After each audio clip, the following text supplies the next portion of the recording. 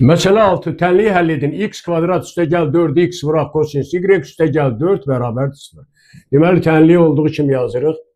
Üstə gəl 4x vuraq kosinus y üstə gəl 4 bərabərdir 0-a.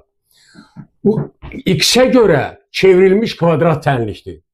Onda buradan alıram ki, x1, 2 bərabərdir. Əmsal cüt olduğundan olacaq -2 kosinus y üstə gəl çıx, kök altında 4 kosinus kvadrat y çıxaq 4 alırıq. Və burada bu həqiqi kök olması üçün kök altı ifadə, bu ifadə 0 olmalı. Çünki kosinus y-in birdən kiçik olanda mənfi verir. Buna görə də yazırıq ki, diskriminant d bərabərdir 4 kosinus kvadrat y çıxaq 4 bərabərdir 0 olmalıdır.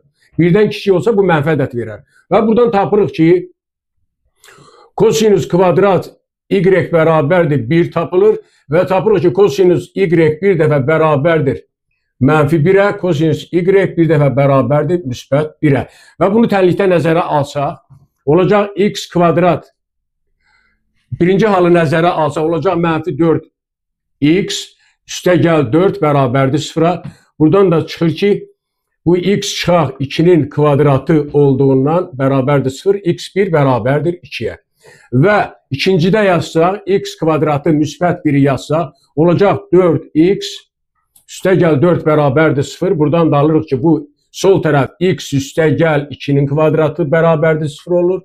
Aldıq ki, x2 bərabərdir mənfi 2 alırıq. Və bu şərtləri nəzərə alsaq, verilən tənlikdə burada olacaq kosinus y bərabərdir mənfi 1-də, kosinus y bərabərdir mənfi 1 olanda y1 bərabər olacaq. Mənfi 1 alır pi üstə gəl 2 pi k. K daxildir z tam ədədlər çoxluğuna.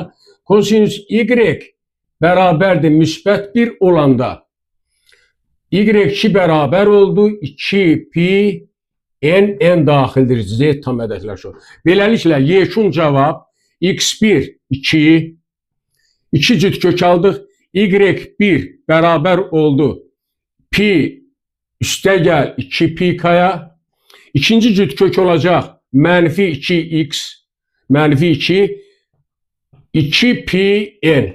Beləliklə verilən iki məhsullu tənliyin 2 cüt kökü var. 2 pi üstə gəl 2 pi k, mənfi 2, bir də 2 pi n.